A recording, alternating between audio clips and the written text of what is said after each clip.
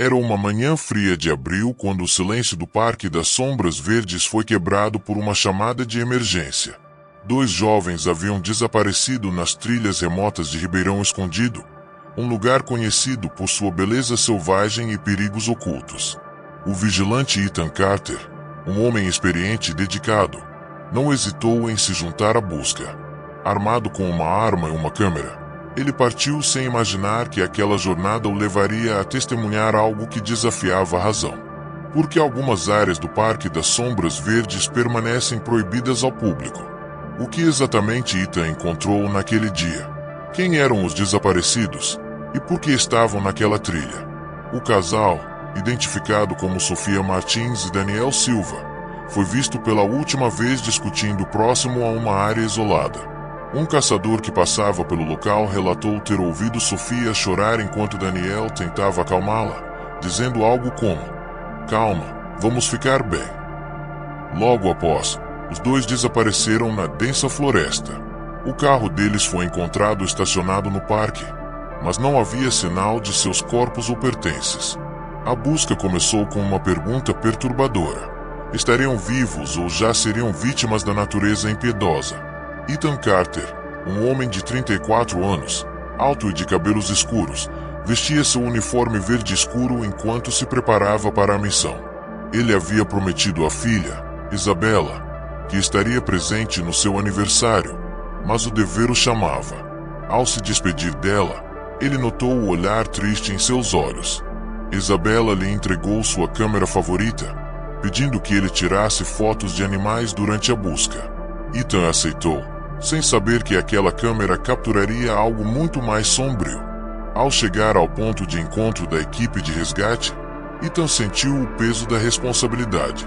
A natureza, embora majestosa, não perdoa erros. Sem água ou comida, o casal estaria em risco iminente. A busca era uma corrida contra o tempo, e cada segundo contava. Enquanto a equipe se dividia, Ethan seguiu com um pequeno grupo em direção à trilha onde o casal foi visto pela última vez. O ar estava pesado, e o silêncio da floresta parecia esconder segredos sinistros. A trilha era traiçoeira, com raízes expostas e pedras escorregadias. Ethan avançava com cuidado, observando marcas de animais recentes, pegadas de lobos, galhos quebrados e rastros de coelhos. O tempo passava, e não havia sinal do casal. A sensação de que algo estava errado crescia em seu peito. Foi então que ele notou algo incomum. Um pedaço de tecido preso em um galho, balançando ao vento. Era preto, como a camiseta que Daniel usava.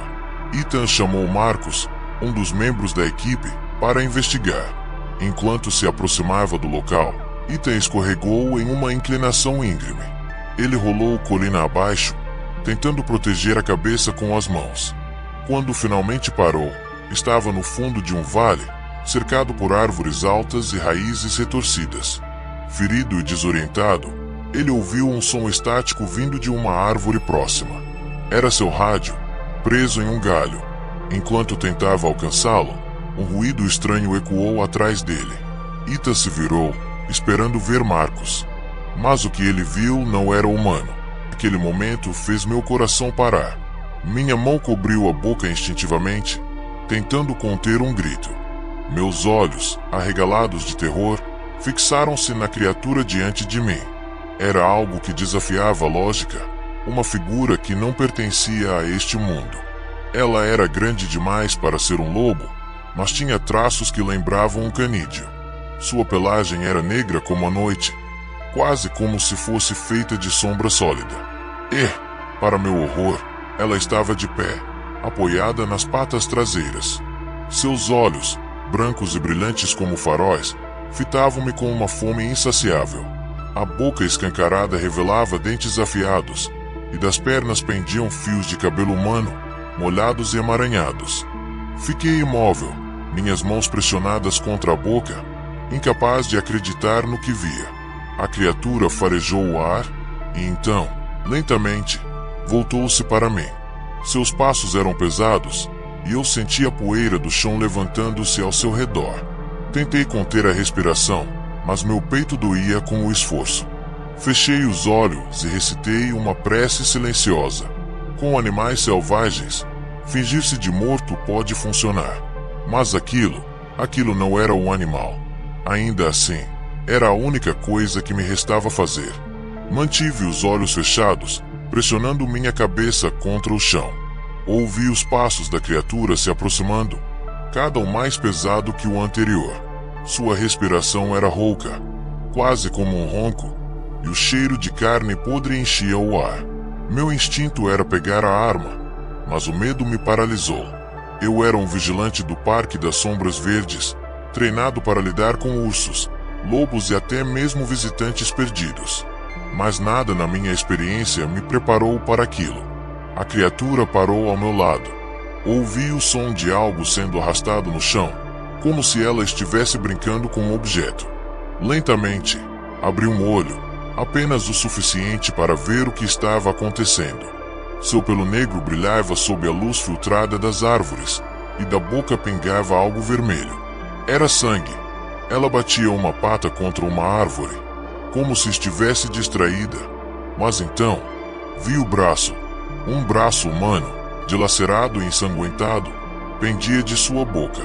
Os tendões estavam expostos, e pedaços de tecido preto, uma camiseta, grudavam na carne. Havia algo no braço, uma tatuagem visível mesmo sob o sangue seco. Um dragão. A criatura voltou-se para mim, seus olhos negros encontrando os meus. Não pude desviar o olhar. Era como se ela soubesse que eu estava ali, que eu a via.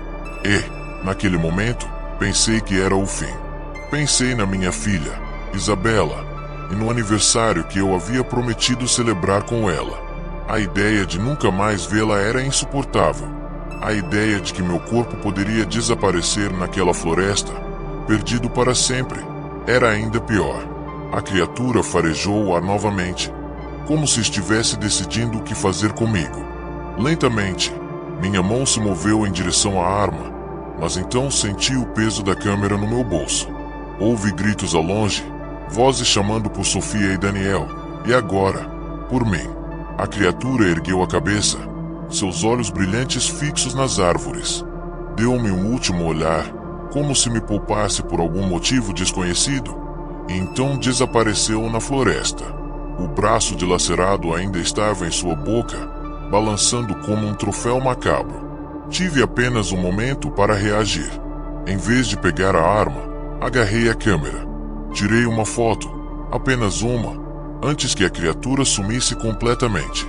Quando tentei tirar outra, ela já havia desaparecido. Por um instante, pensei que estava seguro, mas então vi algo brilhando entre as árvores. Era um homem, ou o que restava dele. Sua pele e roupas estavam tão destruídas que mal se distinguiam uma da outra.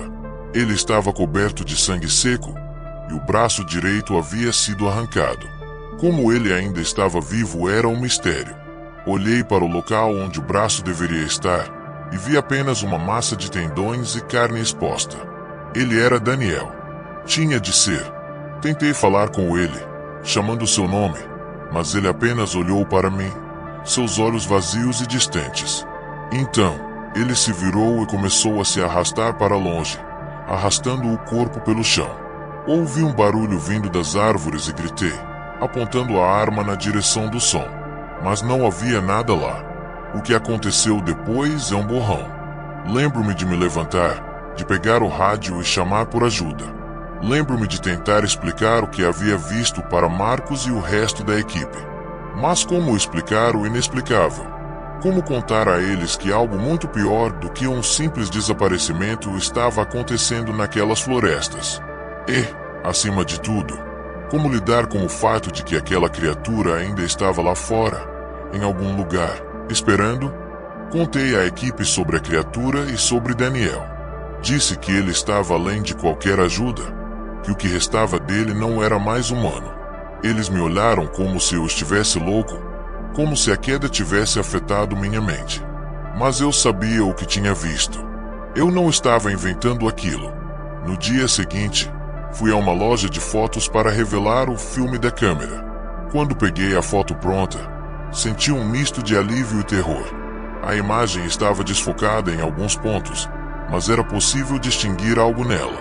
Uma figura sombria, enorme demais para ser um lobo, em pé sobre as patas traseiras. Ao fundo, entre as árvores, dava para ver o que pareciam ser dedos longos e retorcidos. Aquela foto era a prova que eu precisava. Eu não estava louco. Eu tinha visto aquela coisa. O fotógrafo que me entregou o envelope olhou para mim de forma estranha, como se soubesse que aquela imagem não era comum. Mostrei a foto para minha esposa e para meu irmão. Seus rostos se transformaram em máscaras de horror ao verem a criatura e o braço dilacerado caindo de sua boca. Foi então que fiz uma promessa a mim mesmo. Guardaria aquela foto em segredo até que minha filha, Isabela, fosse mais velha e pudesse entender o que estava vendo. O Parque das Sombras Verdes é um lugar cheio de mistérios. Algumas criaturas estão lá há séculos, muito antes de nós chegarmos. Outras parecem ter surgido de pesadelos. 3 dias depois do incidente, um incêndio destruiu minha casa. Ninguém se feriu, mas tudo o que tínhamos foi reduzido a cinzas, incluindo aquela foto. Até hoje, evito falar sobre o fogo. Não sei se foi um acidente ou algo intencional. Rumores dizem que escondi os negativos em algum lugar longe dali, mas prefiro não comentar. Sofia Martins e Daniel Silva nunca foram encontrados. Até hoje, há relatos de criaturas desconhecidas no Parque das Sombras Verdes. Em 2008, um caçador chamado Ravi Patel desapareceu na trilha de Ribeirão Escondido. 3 dias depois, foi encontrado perto de Córrego do Búfalo, desidratado e em estado de choque. Ele contou que uma criatura monstruosa, semelhante a um cão, o perseguiu por dias. O Parque das Sombras Verdes continua sendo um dos lugares mais belos do mundo, mas sua beleza esconde segredos sombrios. Há coisas lá que desafiam a compreensão humana, criaturas cujas intenções e origens são um mistério. Embora eu nunca mais tenha visto aquela coisa novamente, sei que ela ainda está lá, em algum lugar, esperando. Às vezes, quando o vento sopra forte entre as árvores, sinto como se ela estivesse me observando, lembrando-me de que nem tudo no mundo pode ser explicado.